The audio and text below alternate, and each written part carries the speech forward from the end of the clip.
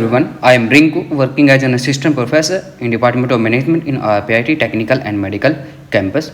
Today, we are discuss about the topic that is content of Memorandum of Association and 6 clause. According to Section 4, the Memorandum of Association of every company must contain the following clause. First, the name of company with the limited in case public company and with private limited as a last word in case of private limited company. One person company shall be also described as a one person company. The name of state in which are the registered office of a company it is a situated. कि name close select करने के बाद हम वहाँ पर company का जो registrar जो ऑफिस है वो हम वहाँ पर हमें सिचुएटेड की है कंपनी को वो बताना है. Third, the objective of a company to be classify as the objective of which companies proceed to be incorporated any matter consideration necessary in furtherance therefore.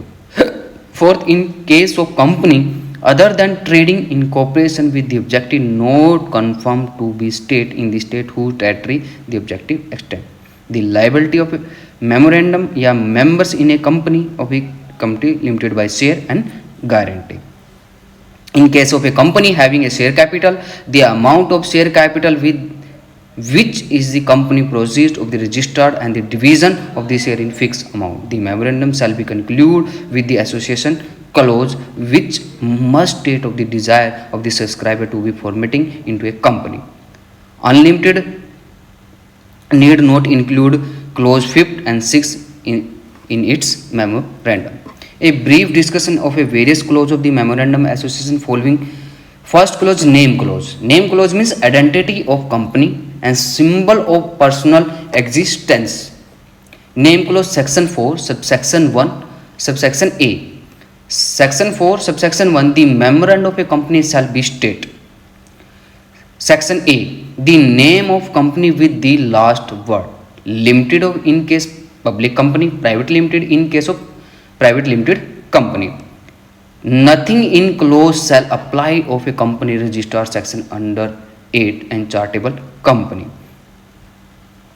The general rule is the company may be registered by the name is opinion of the central government and indivisible in the particular of the identity with the over which to nearly resemble of the name and existing company. कि पहला rule क्या कहता है कि जब भी हम अपनी कंपनी का जो नेम है वो लीगल होना चाहिए, ऐसा होना चाहिए जो उसको आइडेंटिटेबल कर सके. और यहाँ पर जनरल रूल क्या कहते हैं कि जब भी आप कंपनी को अपने नाम से रजिस्टर्ड कराते हो तो वहाँ पर जो ओपिनियन है वो सेंट्रल गवर्नमेंट के अकॉर्डिंग जितने भी हैं अनरिजाइबल या पर्टिकुलर जो आइडेंटिटी पर्टिकुलर है वो उनको रिसेंबल नहीं कर सकते, अनरिजाइबल नेम नहीं रख सकते, तो उनको अवॉइड करना है. Second, a company which carry on a purpose to carry a business under a name calculated to deceive the public of confusing with the name of existing concerned committee of civil wrong of the passing of can be registered injection of the doing.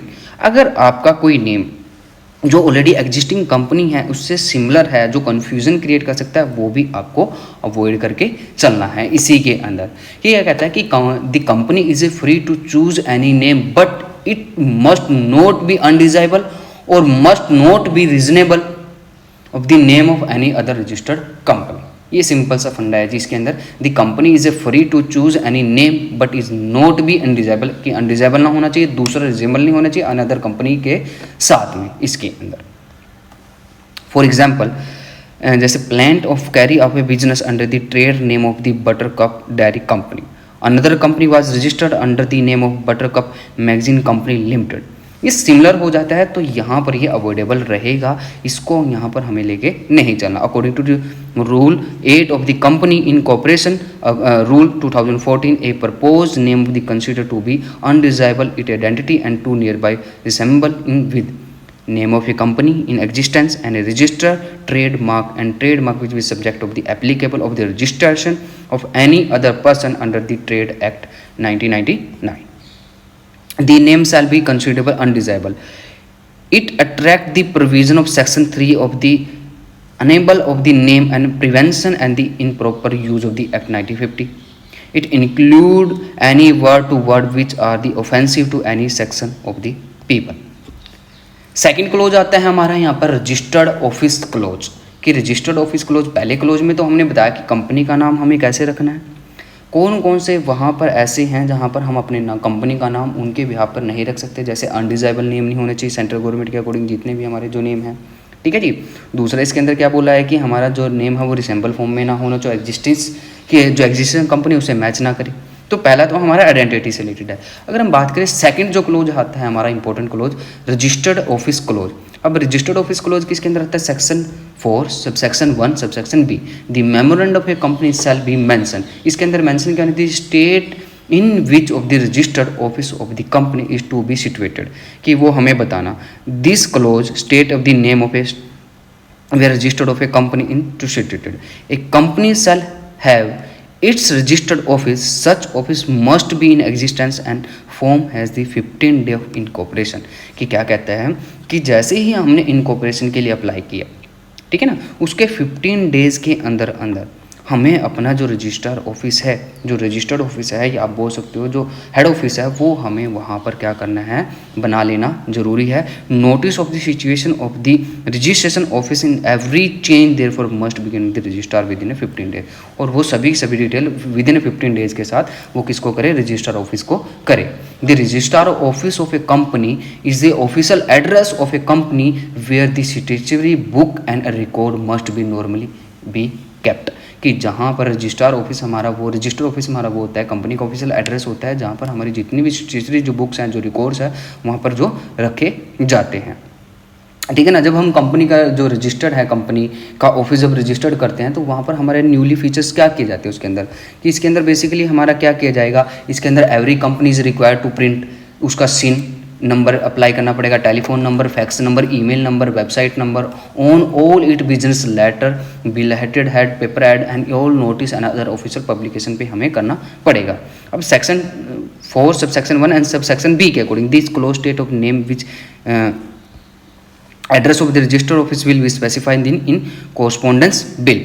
Address of a registrar must be specified for company letterhead, bill books and other notice publication.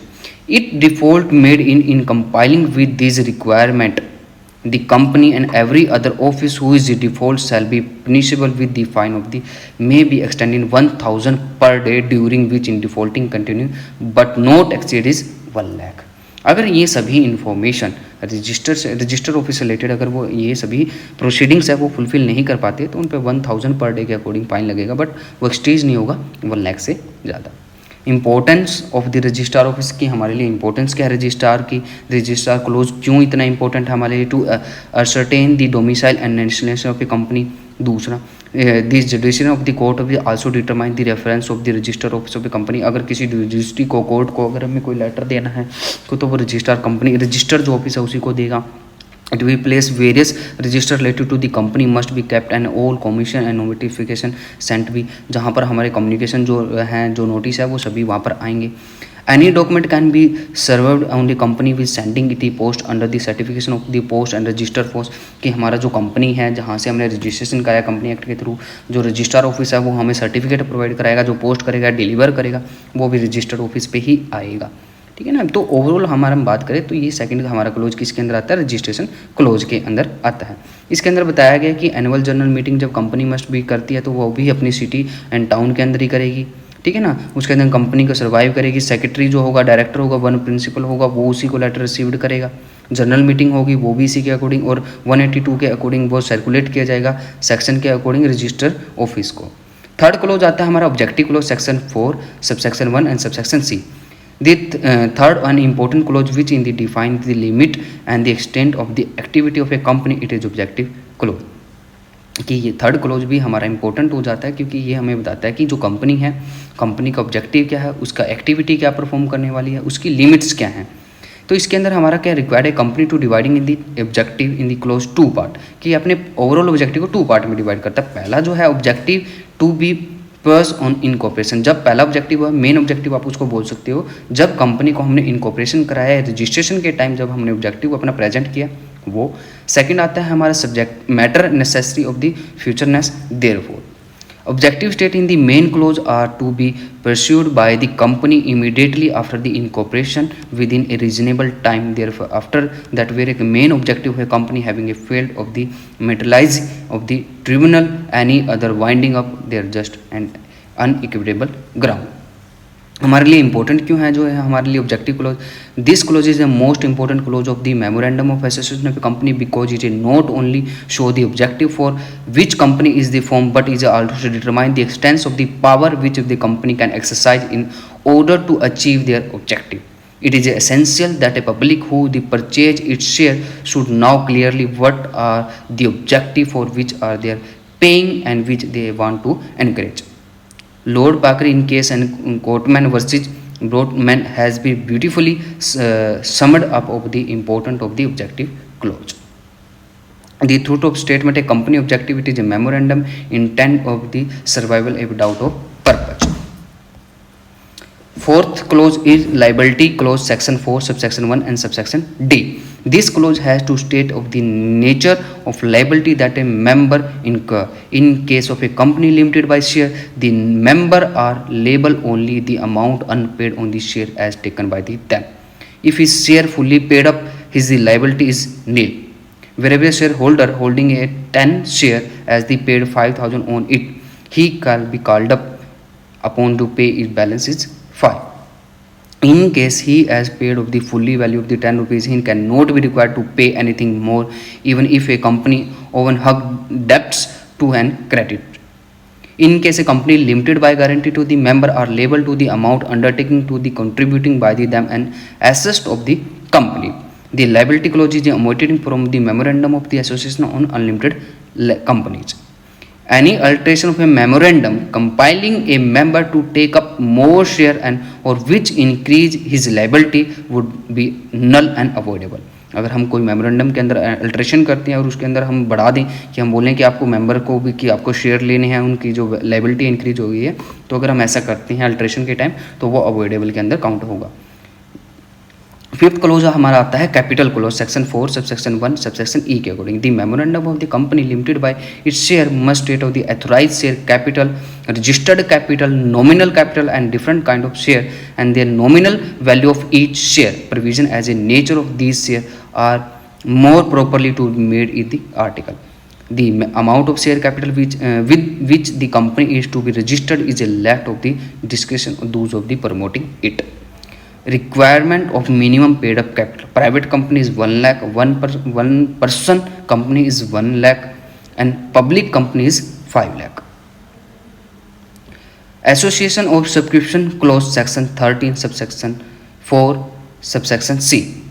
This clause provide that those who have agree and subscriber to the memorandum must be signed there with the willingness of the association and associate and the form of a company. Association clause generally run of the following form. We are survival people whose name and the address is a subscriber ID from the being formed into a company, a person of memorandum association, and we are the respectively agree to take the number of share in the capital of a company in operating of the respective name.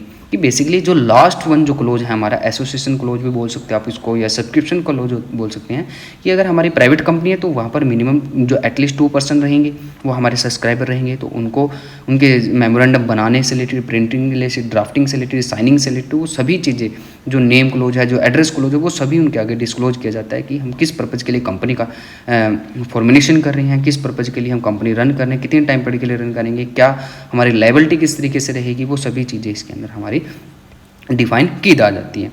The memorandum has to sign if with each subscribe the presence of the at least one witness who and the attested the signature and one witness also signify insufficient.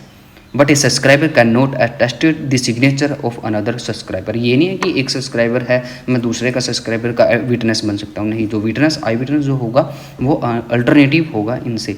No subscriber of the memorandum shall take less than 1 share, this clause need not be numbering.